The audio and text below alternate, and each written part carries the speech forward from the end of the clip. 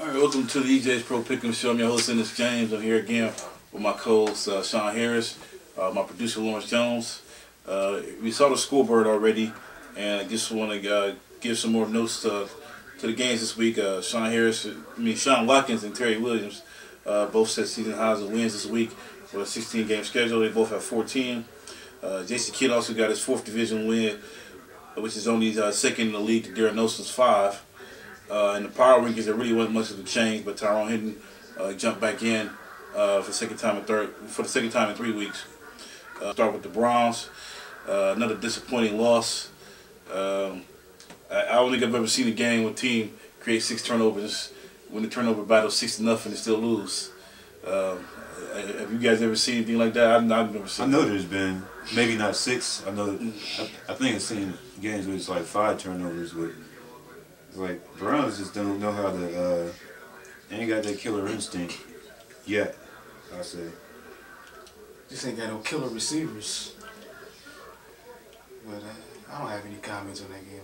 I just want to forget about the whole thing. You know what? I just say it's like they're not together. It's like if it's not the defense one week, it's the offense next week, or it's some other part of the team. But like the key play was is like someone was trying to strip MJD. Oh, they should have just made it. That was Sheldon Brown. Yeah, he looked like he was. He looked like a dad giving away his daughter down the aisle. Yeah, he wasn't even trying to tackle the dude. I mean, that was the worst tackling display I've ever seen in my life. But I mean, it's clearly the Browns are kind of like the opposite. You know, right now they said there's a little difference between winning and losing, and the Browns are right on that line. You see that like the Jets keep winning these close games somehow, and Browns keep finding a way to lose. Same thing with Houston. Houston keeps finding a way to lose games, and it's just one thing they don't have the playmakers to win, but they just got to get that winning mentality back, and it takes time with a young team. But the other thing I would say at this game, once again, Colt McCoy, even though the offense didn't do anything most of the game, but when the game was on the line, he seemed like he does seem to step his game up. Yeah, and always leads him to a big drive. But unfortunately, the defense didn't tackle MJD on that one screen, and that was pretty much game. The other thing came out of this game, of course, Colt McCoy got hurt. Another misfortunate accident for the Browns. But we won't find out till tomorrow if he's actually going to be able to play or not. But from what I'm hearing, if he doesn't play, it will be Jake Delhomme starting next week. Well, ironically, against Carolina. Yeah. Well, at least y'all out of the staph infection era. Now y'all into the high ankle sprain era. Ankle broke, breaking ankles era. All right. The other thing about this game, the Jaguars, 2 weeks in a row they win the game last few seconds. Is this a playoff team or they just be getting lucky? Last 2 weeks, I can't even really say that because I'm sure we'll touch this later on. But it's like, I mean, the way things are going, Indy could be out of the playoffs. So who knows? All right, the other game for the local team, Oakland at Pittsburgh. The Steelers got a much-needed win. They pretty much beat down the Raiders 35-3. Who cares? Seymour knocked out Roethlisberger. We'll get to that, but I mean, it was key because the Raiders had won the last 3 times they played the Steelers. So I mean, and then the Steelers, lost 2 of their last 3 games. They've been struggling, but they the key to this game they held. Oakland came into the game with one of the best rushing attacks in the league. They pretty much shut their running game down. And they knocked Jason Campbell out of the game early on. I mean, it really wasn't a game from the jump.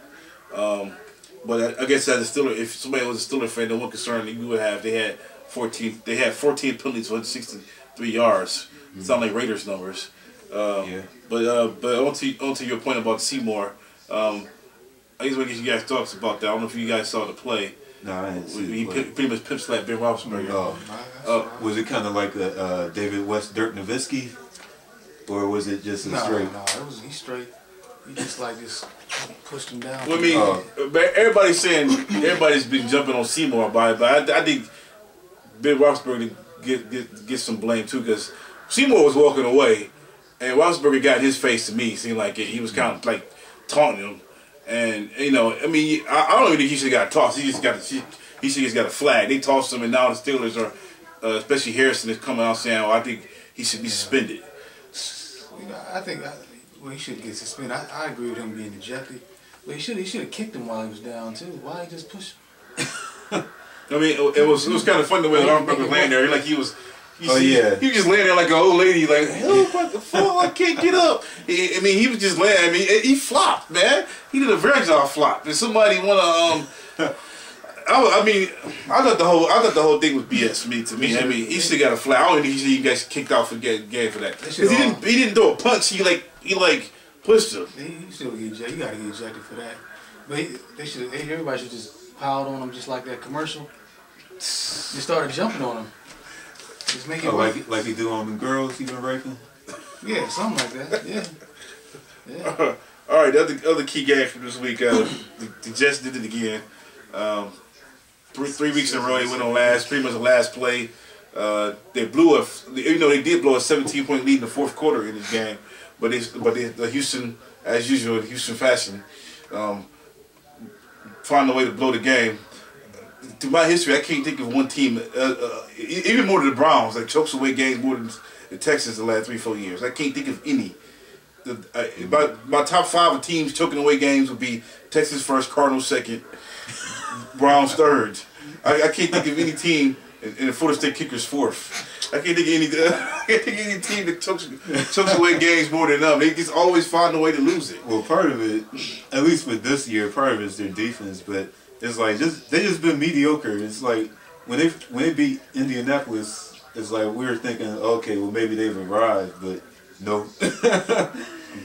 It's like they're probably still gonna end up 8-8.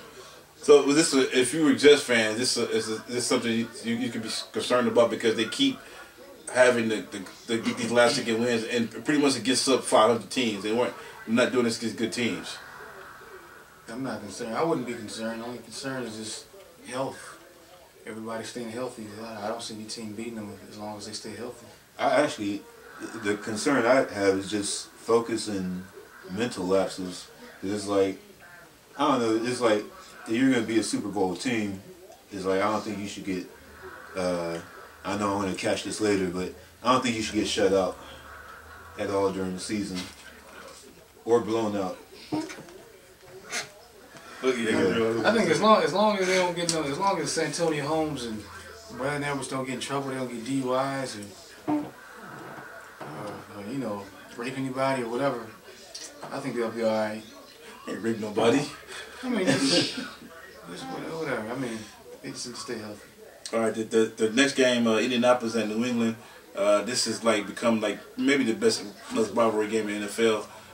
The last 7 times they played, the game has been decided by 7 points or less. Tom Brady seems like he's the only person who consistently beat Manning too. But once again, it was funny. This game was almost identical to last year's game. New England pretty much dominated the first 3 quarters. They had a 31-14 lead in the fourth quarter, and then Indianapolis came storming back to win it. But except this time, they came storming back. Peyton threw 2 fourth-quarter touchdown passes, but then he had a Brett Favre moment at the end. They were in field goal range. They could have won the game just by getting a field goal. You probably got maybe the greatest clutch kicker ever. And he tries to make a pass they probably should have made. He throws an interception, and Patriots end up winning. Question is, can you say that this loss? Can you actually put this loss on Peyton Manning? Even though he threw 4 touchdowns, he did throw 3 interceptions.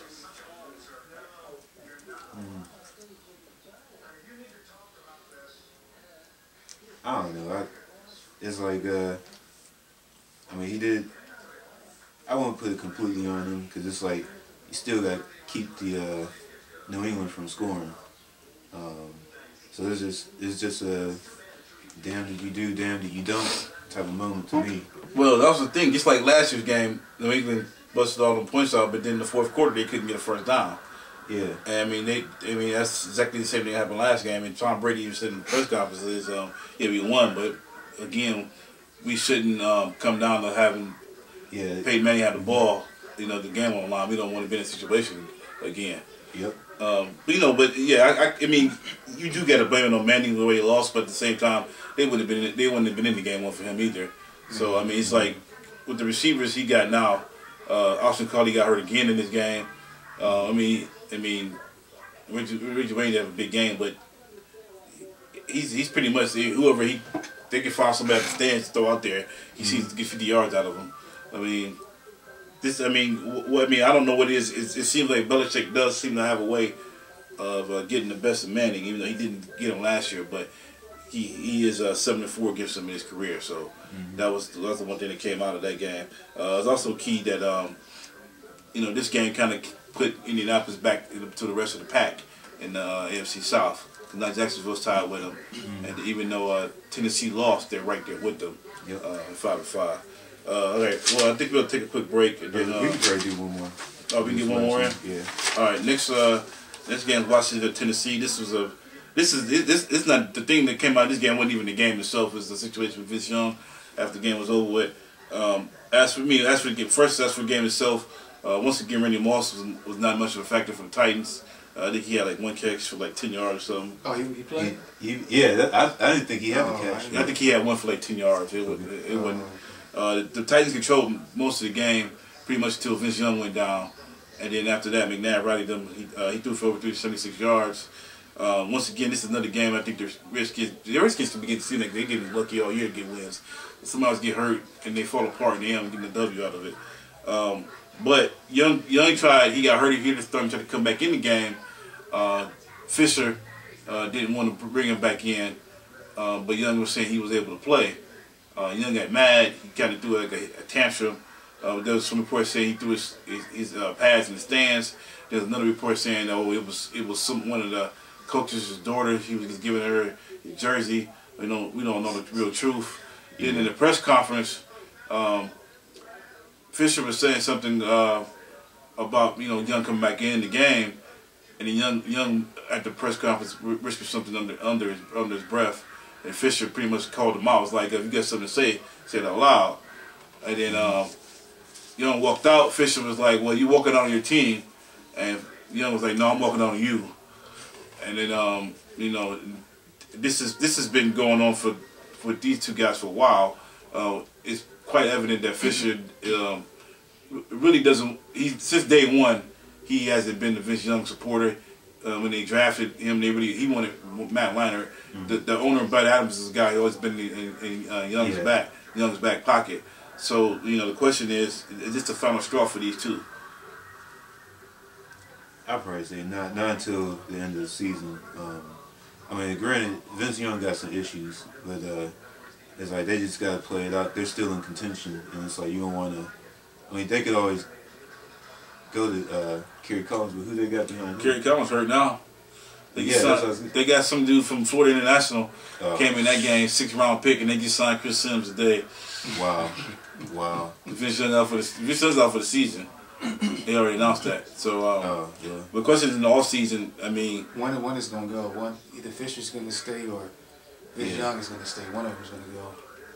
Well, Adams came up today and said, "We gonna sit down. You gotta go work this out." So you don't think they can work it out for what? He ain't to the end of either their contract. Just kick Vince Young out of the whole facility. Fisher's the coach right now. They're not gonna use him anyway. So what do they got to work out?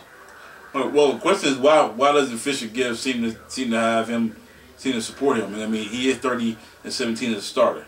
Because he doesn't work on the little things. He doesn't, like they were saying before. He's probably plateaued now. He hasn't worked on little things. Pocket presence, footwork. He hasn't worked on those things, and he's about as good as he's gonna get. Yeah, he's only been managing the game. It seems it's like he hasn't had too many. Big, you know what I'm saying? Yeah. 300, 400, 500 yard passing games, or he manages the game. And you has Kerry Collins. I mean, yeah, but they need to get to the next level though. I mean, one of them's gonna go by the time it's in the off season. You think it's gonna be? I think it's gonna be Fisher. I think Adams loves Vince Young that much. I think it's gonna be Fisher going. And even Fisher don't get fired, he may quit on his own. So I'm tired of this crap. Yeah, I can't blame him. Hey, Jeff Fisher, we need a coach. Yeah, that's true. You're right about that. I can see Mike Singletary on Coors Light commercials now.